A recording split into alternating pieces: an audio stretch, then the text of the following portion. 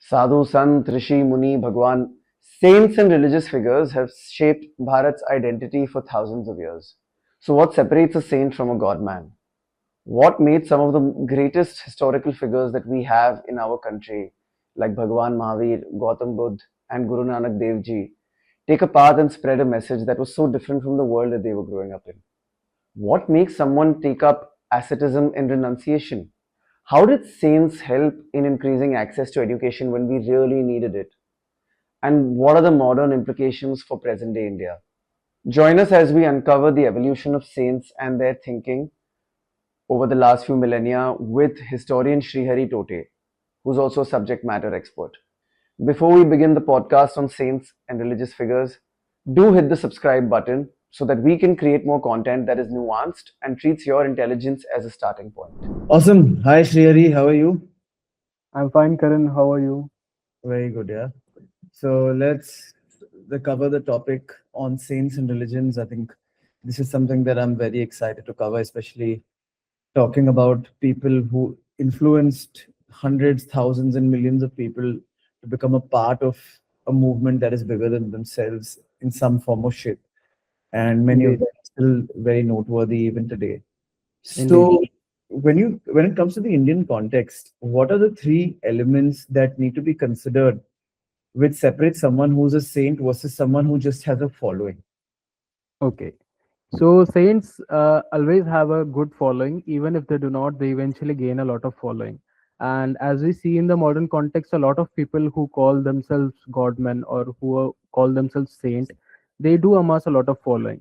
But in order to differentiate a famous person of religion from a true saint, there are certain parameters. The first of which is that a saint is based on experience. Each and every saint has their own spiritual experiences which they can relate to. Something must have happened in their life, because when we study the hagiographies of saints, they have gone through certain trials and tribulations. They have had certain spiritual and deeply moving experiences which has caused them to move towards a path of devotion and path towards God. So a person who's pretending to be a saint, or who simply is in religion just to amass followers and to gain popularity, probably they won't have such experiences. Second thing is that saints are rooted in tradition. Okay, so this is something which a lot of people miss in modern context, is that saints come from a particular belief, they come from a particular thought process, they come from a particular tradition which we call as sampradaya. Okay, so based on this aspect, saints can be divided into different groups, they can be divided into different sects. So they are philosophically rooted, they come from a guru shishya parampara. So saints, ऐसा कहते हैं हिंदी में कि कभी भी किसी संत का origin और कभी भी किसी नदी का ओरिजिन नहीं पूछना चाहिए. But when we look in modern context, so most of the saints that we know today, they come from particular belief system, they come from a particular practice system. So this is something which again differentiates saints from other people who just simply want to be popular. The third aspect that I could think of is that saints, they don't focus on themselves. Okay, so whenever a saint is propagating a certain message, so they are always concerned about others, they are always concerned about the world, they are concerned about the matters of religion, they're concerned about the matters of the downtrodden, right? But other people who are just there for all the limelight, so they are creating a brand value for themselves, they are creating brands. So this is another aspect of saint versus a famous godman, I can say. Understood. Yes. Sikhism, Buddhism, Jainism, all of these religions were created by figures who are widely considered to be saints and actually Mhm. very taught today. Yes. Is that a fair description of them, or were they in some ways beyond these three elements that we just described, which separate a saint versus someone who just has a following? Is there a fourth or a fifth or a sixth element that we might be missing for some people who left a religion that still millions of people follow today? Yes. So your question actually reminds me of that chart which we used to get in our school time, which had a title called Saints of India, and it had all this plethora of saints, which included likes of Guru Nanak Dev Ji and Vardhaman Mahavir and Bhagwan Buddha. But if we are discussing them in a strict sense, then of course they are saints. Nothing is stopping them from falling into the definition of saints, because they are spiritual seekers.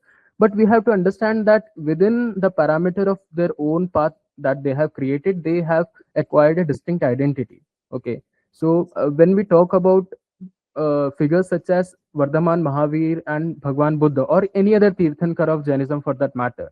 So they have created their own path, they are self realized souls. Especially in Buddhism and Jainism, there is no concept of God, a creator God who has created this universe or has something to do with it. So, in that sense, they are very atheistic in that perspective and pursuit. So, figures such as Bhagwan Mahavir, Bhagwan Buddha, they are self realized souls. So, they fall into a category which is beyond the saint. They are arahats, right? In that sense.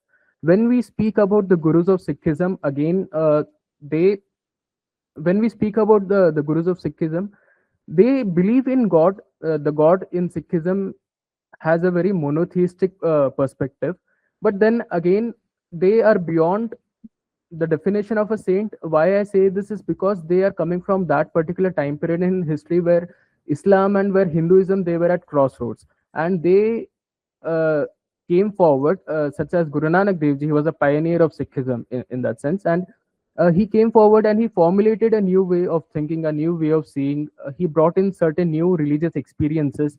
He toured all over India, and with his new perspective, with his fresh way of looking at things, he reconciled a lot of practices, a lot of theories of these different religions. He put forth some of his own understanding. So I think that is what makes Guru Nanak Dev Ji and other gurus of Sikhism something different from general definition of a saint. You said something called arahats. What does that mean? Yes.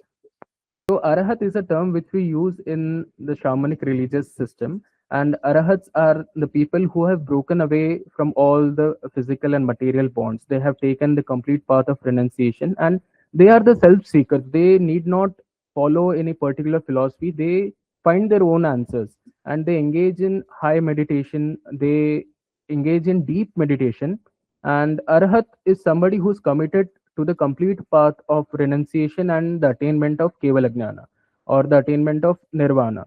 And the main aim of Arhat is to break away from this cycle of birth and rebirth, and to help others to make this knowledge, make this experience available to others, so that they can also break away from this particular cycle. Okay, so Arhat is a designated term. All the people can be Arhat, but there are certain people such as Tirthankaras and people such as Buddha who are predestined to become arahats, or to attain that particular level of knowledge and omniscience.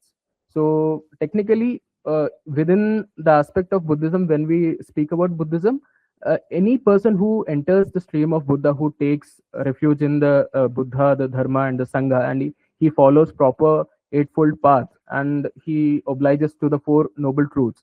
If he exercises them properly, then he is on a way to attain that kind of spiritual attainment, and he can become an arhat by that definition. So I'm Jain, and I think while of course I'm not as connected to my religion as I'd like to be, Yeah, there is something, the practice called Diksha, that people correct. take in Yes, Jainism yes. today. Yes. Is that also a path to being an arahat? Certainly that is how it is designed, because Diksha, it is open for everybody. Like even in the Jain history, we see that a lot of people, irrespective of their caste, irrespective of their gender, they take Diksha, they become mumukshus, they enter this tradition of teacher and student, guru shishya. And the teacher or the guru, if you see in Jainism, there are different strands of how the shishya is entering. So there is a period of probation, more like in the corporate world. There's a period of probation for mumukshus also. In that particular time, the gurus, the munis, they test the the capabilities of the shishya. They have different examinations for them. They have different modes of test, and ultimately, when they are sure that this particular shishya can endure physical pain or physical challenges, and they can learn and they can move beyond a particular level of challenges, then they can certainly become they are on the path to enlightenment, is how it is believed. Is, see, in the modern world, Yeah. anyone who's opting to take Diksha, it's Mhm. also a treadmill that we all live in. We are chasing money, we're chasing power, we're chasing fame, we're chasing Correct. validation, we are chasing some kind of retribution for everything wrong that happened to us.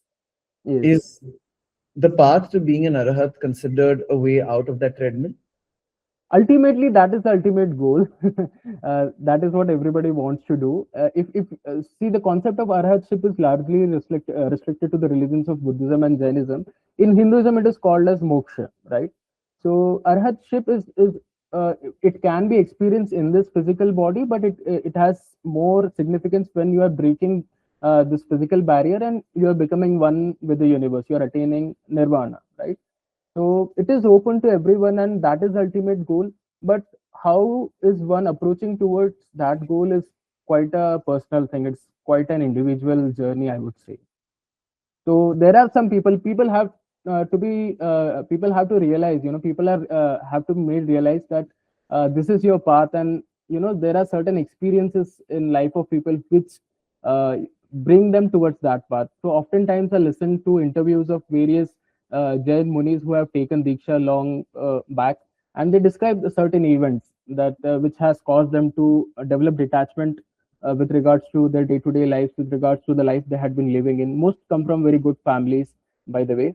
And such instances, such turning points is something that prompts them to take the path of detachment and to take the path of asceticism and monasticism. So, Vincent van Gogh Yeah. was an artist that we all know of today, but his work was celebrated after his death. Yes. Were any saints that we think of in high reverence today that were dismissed when they were alive?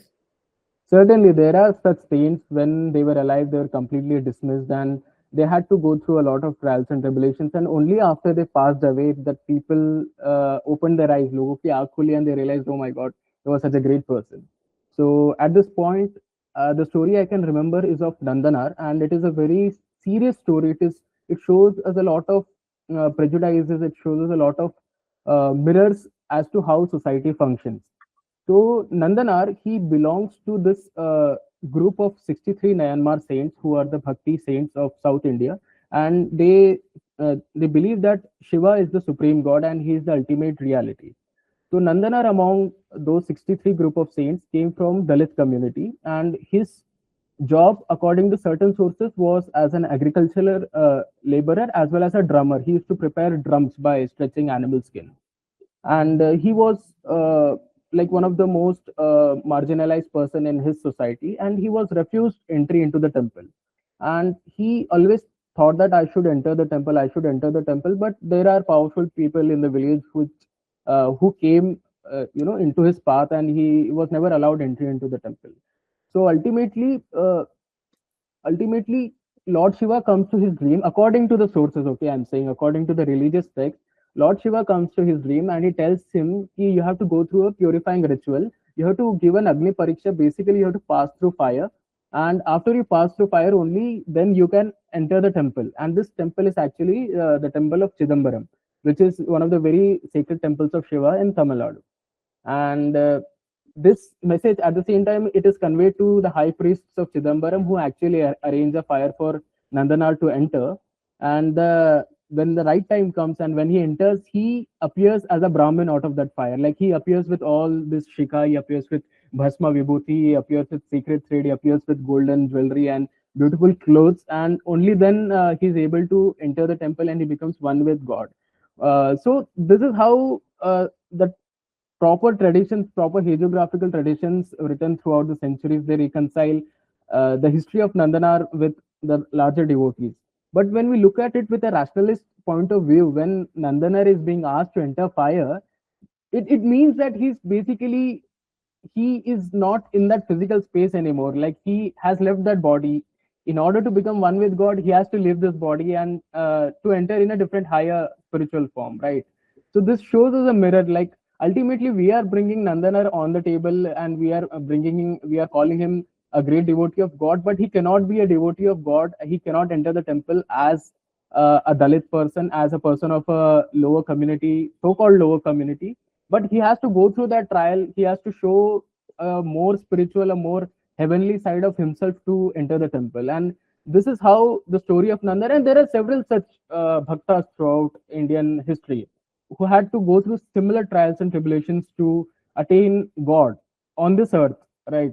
In the temple, in the confines of a temple. Of course, like God is beyond temples and God is beyond images, but in a very traditionalist and ritualistic point of view, certain devotees have to undergo sadly such trials and tribulations. And after such devotees pass away, we sing about them, we think about them, we write poems about them, and we hail them as beacons of spirituality, beacons of caste oppression, how they fought it. And similarly, as it happened with Nandanar, he became a very important figure in 20th century discourse against caste hierarchy, against uh, Brahmanwad. When figures such as Dr. Baba Sahib Ambedkar, Mahatma Gandhi, they brought back the story of Nandanar into popular discourse and they discussed him in the modern context. Many of these people came from extremely wealthy, privileged backgrounds. Like Hmm, Gautam Buddha was a king, was a correct, prince and then a king. correct. Whereas some of these stories that you mentioned, they came from extremely marginalized sections of society. Yeah. One felt the pain of being extremely wealthy and rich to a point where they didn't feel like there was any purpose left. One felt the pain of just being marginalized, where Correct, they correct. didn't have any acceptance. So they decided to So, pick their own uh, paths. at this point, I remember something which Osho said that our society only values people such as Bhagwan Mahavir and Bhagwan Gautam Buddha because they had that privilege. They were rich, so that people used to listen to them. Even they had the status, their aristocratic status maintained even after they renounced everything and after they became saints. So, but when a common person does that, then common person is bluffed and उसको कहा जाता है कि तुम अपना काम करो. Why are you concerned about all these things? So, a rich person, no matter what his status is, even if he becomes a pauper, even if he renounces everything, he's still heard. But a poor person, unfortunately, even if he has something better to offer, he is never heard. You see? Fair. Yeah. Also, what is the reason that most saints, in that sense of the word, stayed single instead of getting married? Is it because they wanted to maintain their sense of detachment? Is it that they shunned physical interactions with another human being? Or was there some other higher purpose for it which we don't know of today? So saints come in different categories and different packages. So there are different groups of saints actually. So there are certain saints who we call as sannyasis or yatis or mumukshus. So they enter this sankalpa of sannyasa or brahmacharya, which requires that you should not marry, or if you're married, then you should renounce that marriage. You should detach yourself from your families. You should break family ties, and then you should enter the spiritual path. So sannyasis and brahmacharis are different, and the grihasthas are different. So everybody can be a saint in any ashrama of life. From a Hindu perspective, you can become a saint, or you will have that qualities which can qualify you as a saint. When we speak about brahmacharis and sannyasis, we have great examples such as Ramanujacharya, Adi Shankaracharya, Raghavendra Swami, who attained that spiritual level after like they completely detached themselves from the family and they were completely focused on their spiritual path and they had a lot of work to do. Their life was modeled that way so that family does not come between them when they are accomplishing their spiritual tasks, right? But on the other hand, there are Grihasthas who became great saints. There is Jayadeva Kavi, like who was married to a woman called Padmavati and he wrote beautiful Gita Govinda. There was Sant Tukaram who married twice and despite marrying twice like he never focused on his married life, he never completely focused on his grihastha life, but he always spent his life in composing abhangas for Vithala, and he spent his life in social service and public awareness, spiritual awareness for the people. Similarly, there was Sant Gora Kumar who was also twice married, and he also completely dedicated his life to God, right? So there are different aspects of a saint's hagiography, and each saint has their own journey. The question of marrying, the question of having a romantic relationship or not having it at all, completely shunning away from the world or from the society is at the personal discretion of each saint, I would say. So there's something called the Bhakti movement that Yes. was there in India for centuries. How did that begin? So it's a big picture actually. So bhakti is The something which very that one moment where you can pinpoint and say that most likely this is where the Bhakti movement No, began. actually, I'd like to walk you through the entire history because I think it is important. It is not very well understood. So bhakti is something which is intrinsic to Hinduism or to Indian religions and not so much to other religions, because bhakti has several aspects and several forms, which includes a lot of things, which includes spiritual service, which includes musical performances, which includes physical performances. A lot of aspects are included in bhakti. If we see the history of India, then there was a period in history where the Vedic society was reigning the supreme, and this is before the rise of religions such as Buddhism and Jainism, where everything happened according to the Vedic way of life, and that was approximately before 500 BCE. So there were certain issues in the Vedic religion where a great part of society it was becoming quite ritualistic, and it gave some space for other lines of thought to emerge, where we have Shramanic movements such as Buddhism, Jainism, and other religions such as Ajivikism coming forth. And they completely rejected the idea of ritualism, and they completely even rejected the idea of God. So they had nothing to do with God. So this caused a lacuna in or some sort of change it brought forth in Hinduism, where we see that the focus is shifting from ritualistic performances to personal devotion to God. And I'm talking about the time period between 5th century CE till 2nd century CE, where a great renaissance in Hinduism can be seen, where Vedism is transforming into Brahmanism. We see new protagonists emerge in forms of deities which we worship today, gods which we worship today, such as Shiva, Krishna, Rama. And numerous Puranas are emerging in this period, Matsya Purana, Skanda Purana, right? And personal devotion to these entities is being exercised, right? This is also the period when we have our epic traditions such as Ramayana and Mahabharata coming forth.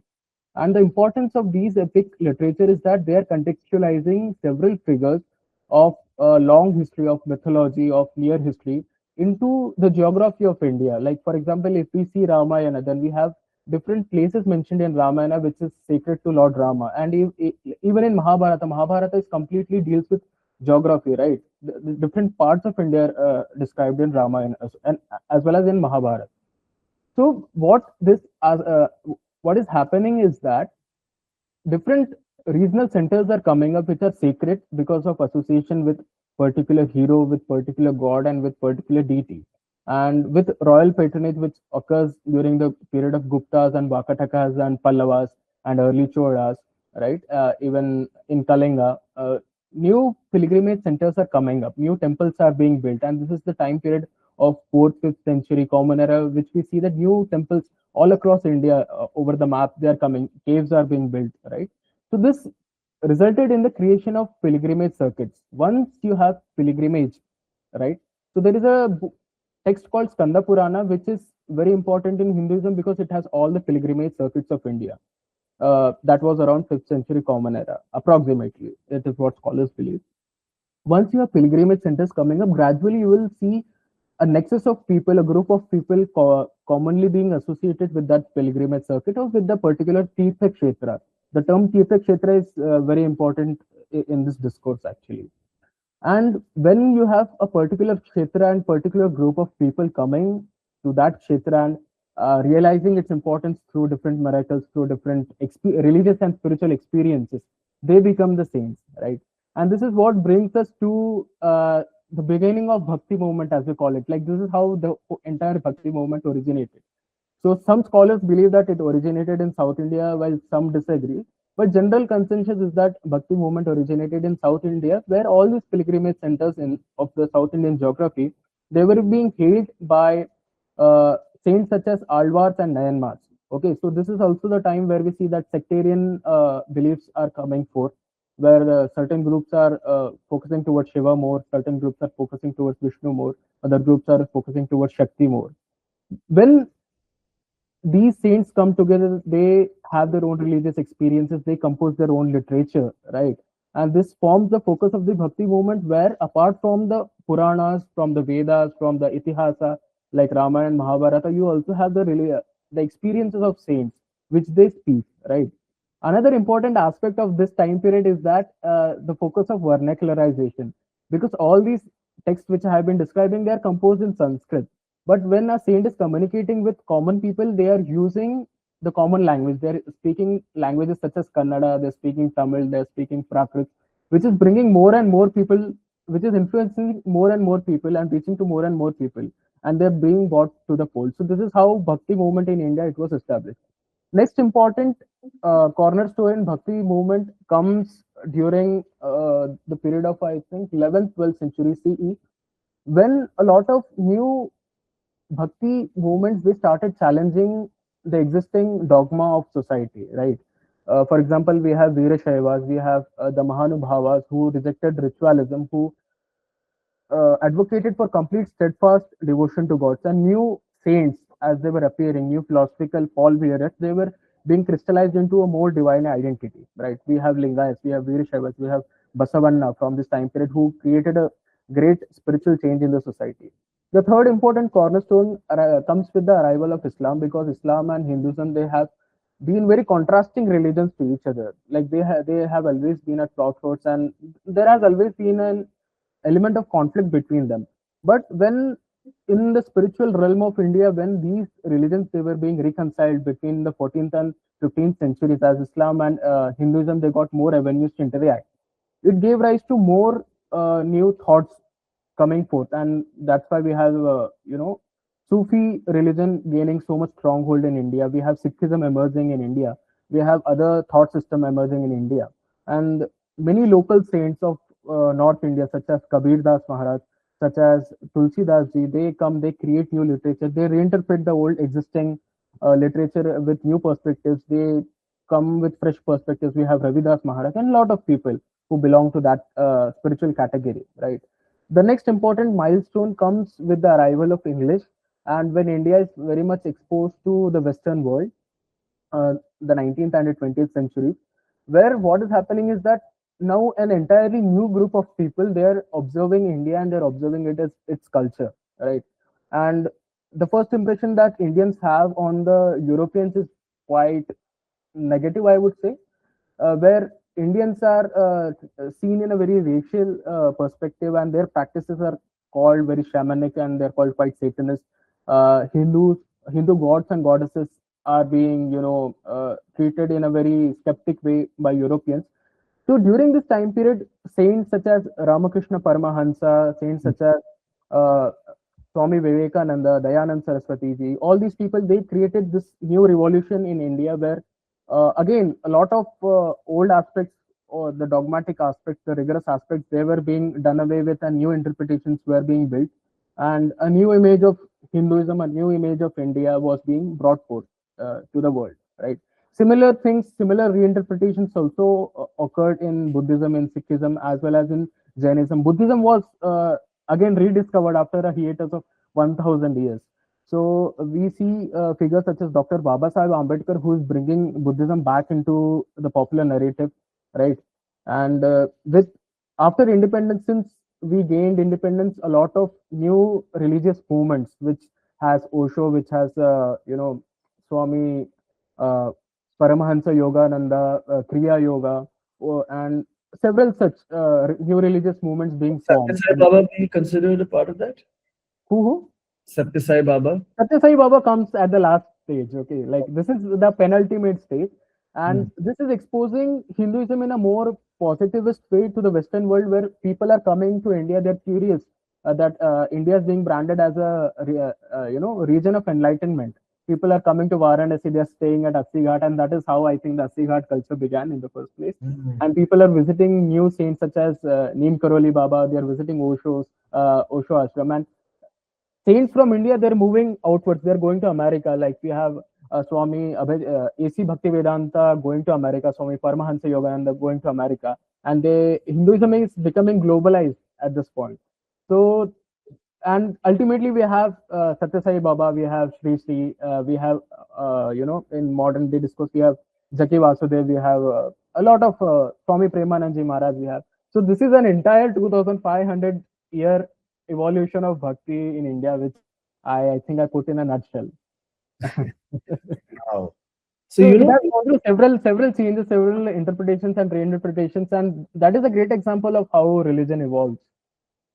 And this wasn't even exactly, I mean, of course, while it was connected deeply to Hinduism, it cut across different religious barriers, and I think brought together a Correct. lot of people from different walks of life, irrespective of caste, creed, ethnicity. Mm, Absolutely. So I think even the one new thing that we started seeing is, have you heard of this gentleman named Krishna Das? I am not sure. He's an American who was so inspired by Hindu beliefs that he went back, and he was, obviously he's not called Krishna Das. He changed his name to Yeah, Krishna yeah, Das, and yeah, yeah. he started performing different. Um, he started having, I don't know, bhajan, Correct, correct, correct. satsangas and others where a Exactly. lot of people. I think it's very popular even today, where a lot of people come and be a part of it. I, And I think the contribution of this new religious movements such as ISKCON and Osho aspect is that they are bringing a lot of foreign attention to India, and they are encouraging foreign people. They're encouraging Russians, they're encouraging Europeans and Americans to adopt the Indian way of life, and the Indian dinacharya, Indian way of life, Indian spirituality is gaining new meaning, and it is gaining new audiences. So, which is, I think, which is a very positive thing to look at. speaking of the Bhakti movement, I think you mentioned that Kabir Das was a huge figure in that, especially around the time when Islam and Hinduism were at crossroads, at loggerheads with each other, but at the same time amalgamating and having more interactions and giving Hmm. space to the birth of a lot of other Correct, forms of thinking to emerge. correct. To share a passage from Kabir Das's writings that struck a chord with you, and how that holds meaning even today in this hyper-connected internet era of the 21st century. So I think all the dohas of Kabir Das are very much prevalent, and they have a very strong meaning in modern day context in the age of social media and internet. Something which I really connect to is Pothi Pad Pad Jagmoa Pandit Bhaya Na Koi Dhai Akshar Prem Ke Pade So Pandit Hoy. So today we engage in a lot of online discourse where a lot of hate is being spread, where a lot of misinformation is being spread. So in this age where everybody is calls themselves an intellectual, everybody has this intellectual ego that I know better than others, and people are always criticizing others, people are demeaning others. I think in this age, in this time, few words of love, few expressions of love, I think they can really change a lot. And this also applies to lot of corporate structures, lot of education structure, government bureaucratic structures, where everything is so strict and everything is so ऐसा colonial है, उसमें अभी भी वो चीजें हैं जिसमें काफी स्ट्रिक्ट और काफी फॉर्मेलिटी होती है, right? And this is driving a lot of us into stress, this is driving us into depression. I think few words of love, I think it can resolve a lot of things, I believe. So ढाई अक्षर प्रेम के पढ़े सो पंडित होए. If somebody realizes the language of love, I think they are the most enlightened people in today's era and time.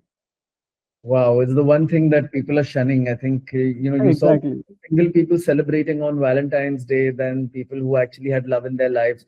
And I feel like when you have love in your lives, you have more love to give as well. Not, I mean, I'm talking about Exactly. romantic love, but even Love in just any form, actually. love in any form. I think we celebrate being uh, outside of the herd, whereas I think as long as that's done in a way that doesn't harm anyone else, then that's absolutely okay. But more often than not, it's those very people who know that just because they're not being accepted in some form or shape, and it's only because they are individualistic and materialistic that they feel Correct. they need to then branch out and be someone of their own.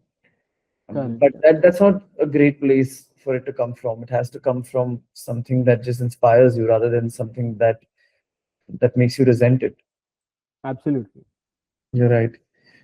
Are there any notable overlaps from Indian history between scholars and saints? Because, as you mentioned, uh, Swami Vivekananda, Dayanand Correct. Saraswati, around that time, I think, the definition between of scholars and saints, they started being interchanged quite a bit because education became a huge tool for saints to further bring society together, especially at a time when colonialism was at its peak.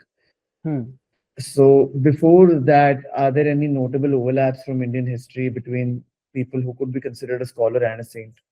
There are several people, there are several saints who fall into that category of both being a scholar as well as a saint. One particular person that I can remember is Karlapaka Annamacharya, like he's a very famous person in Telangana and Andhra Pradesh, and he's called as Bard of Tirupati. So he's called as the first Vaggayakara, which means that he's the first Kirtankar of Telugu world. Okay, and he used to sing for Lord Venkateswara, and his songs are still very much popular. They are integral part of Telugu life actually. So he was a scholar and he was also a saint. He started by writing his kirtanams, his poems from a very early age, from I think from an age of 8 years old, I think. And he wrote. He wrote on different aspects of divine and human connection. He wrote on Sringara. He wrote on the erotic aspect of divinity. He wrote the bhakti. He wrote about complete surrender. He wrote about detachment. He worked across various genres, right? And he is said to have written somewhere around 32,000 sankirtanas, 32,000 individual poems throughout his life. He lived up to the age of 93, I guess.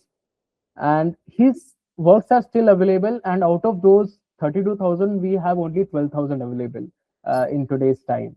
So Annamacharya is one example of that crossing between a saint and a Scholar. scholar. Yeah. And similarly, Basavanna is also another figure who was a saint and who was also a scholar. There was Ramanujacharya, there was Adi Shankara, who are very well-read persons who have received perfect education, and they have brought their education through simple language, to the language of bhakti, to the common masses. Which saints created their teachings from a deep mental health crisis they underwent in their lives at that point? Yeah. So at this point, I remember the story of Sant Gnaneshwar and his siblings. So Sant Gnaneshwar is a 12th century saint from Maharashtra, and he was one of the earliest authors in Marathi. And he also translated Bhagavad Gita into the language of masses, which is Marathi, which is called as Gnaneshwari. And the life and times of Sant Gnaneshwar, they are very difficult, and they had to go through a lot of trials and tribulations to become what they are. And Sant Gnaneshwar had an elder sibling called Nivrittinath, who is actually his guru. And he has two younger siblings, a younger brother called Sopan Dev and a youngest sibling called Muktabai. So the circumstances in which all these four siblings were born, they were quite difficult because their father, he became a sannyasi, but he returned to Grihastha ashram on the order of his teacher when he discovered that he was already married.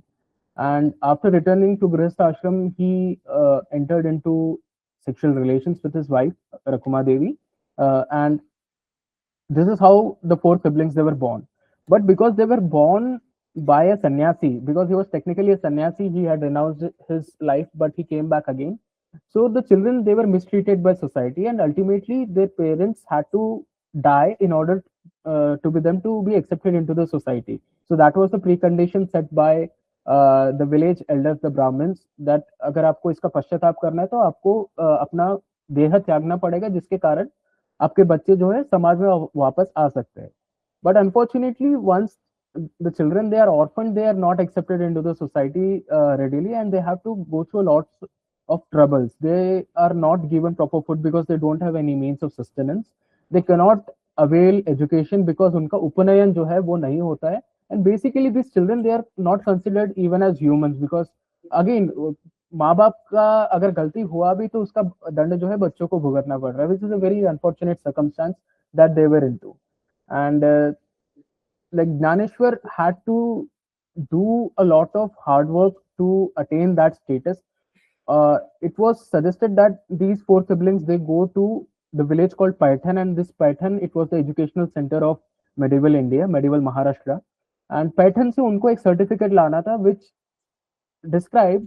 gave them the right to attain education, right? And they were being denied that certificate for a long time until Gnaneshwar comes forward and he shows a miracle by placing his hand on the head of a buffalo, and that buffalo starts reciting the Vedas. Okay. So this miracle had to be accomplished by Gnaneshwar in order to make people understand about his divinity. So people don't understand by good words, they don't understand by good lectures, but चमत्कार को ही नमस्कार मिलता है is what Gnaneshwar showed at that time. Soon Gnaneshwar and his siblings they started gaining good reputation, good following, and they started by expounding this knowledge which was not available to the people, because Bhagavad Gita formed the core of Indian spirituality and Indian religion since a long time. And to bring that text into common discourse, to bring that text to common people, people who had no access to such knowledge, it became their life's mission. And all of them, they were very active in propagating through this knowledge through their kirtans, through their writings, and through their movement throughout the landscape of Maharashtra. And all of them, Nivrittinath, Jnaneshwar, Muktabai, Sopan Dev, all of them, they attained Samadhi at a very young age. I think Jnaneshwar Maharaj, he was 21 when he attained Samadhi. So despite a very short life, they created a very deep impact, very profound impact in the life of Maharashtra and in the life of India, in and secured a very high place in Bhakti movement of India, I would say. So despite their personal crisis, they overcame that.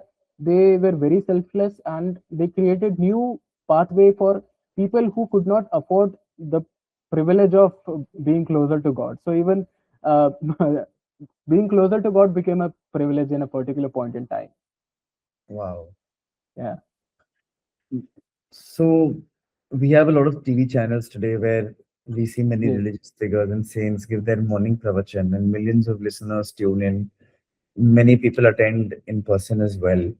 Now, some have been unfortunately known to misguide their followers and abuse their power. We've seen that across different religions as well. Correct. What is the earliest example of that before we had television and news?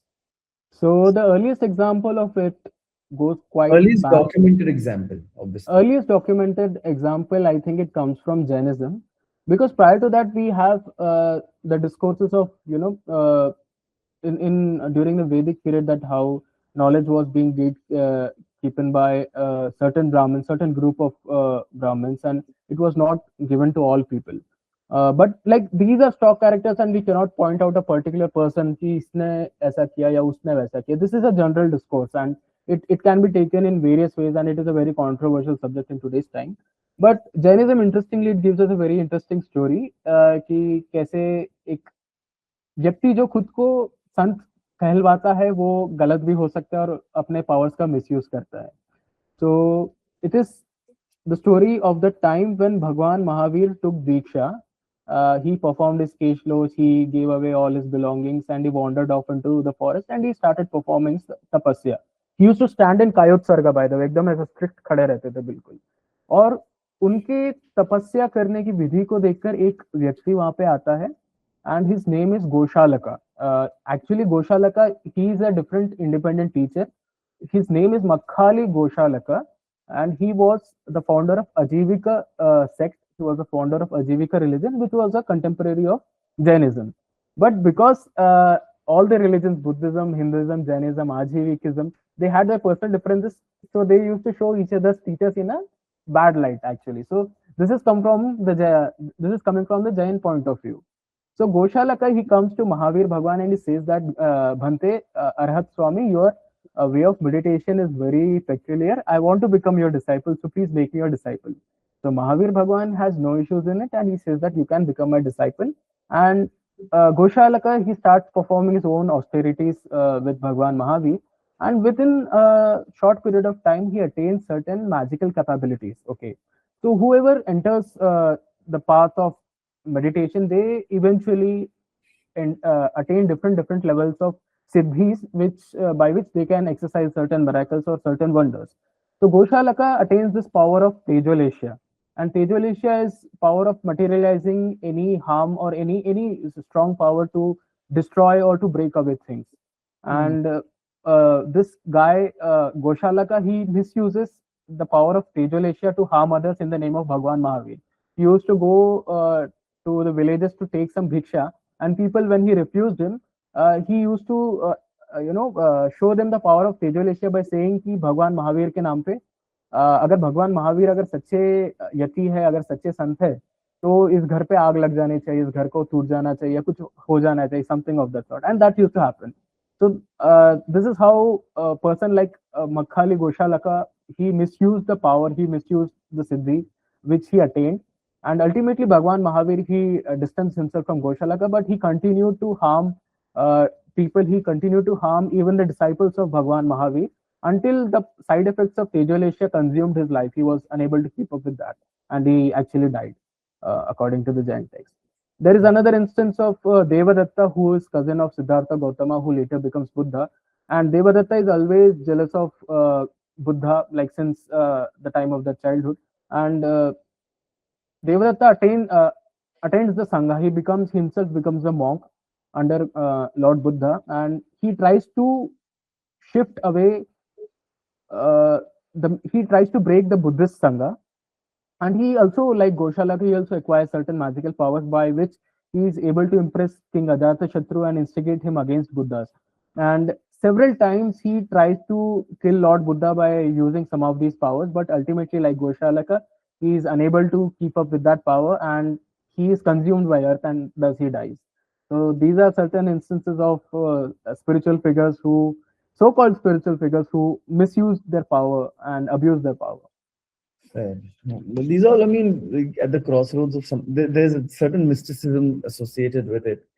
Absolutely. They got consumed by their own power. Sometimes it's very hard to believe in this entire world where, we need scientific proof for everything. What is the greatest example of a modern day Indian saint, and why was their instrument to amass a following and build a movement unique from everything that we had seen before in history?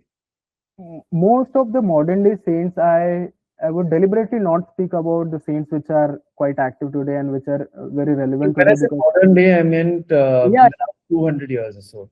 I got your drift. I got your drift.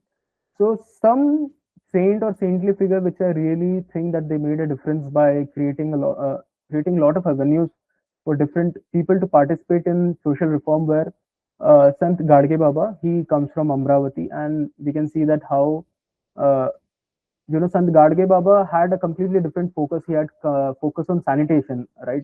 Since often speak on bhakti, but Gadge Baba was somebody who had a vision for better sanitation, better living conditions for people, apart from the devotional aspect of things.